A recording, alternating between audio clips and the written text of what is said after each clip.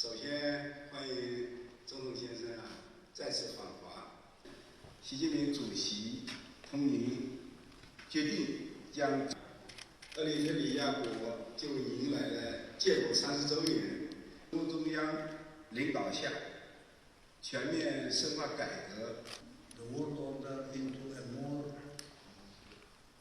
just leadership of the Communist Party of China decided to fully support it, to learn a lot from Chinese history and Chinese experience and the leadership of China now and the coming few decades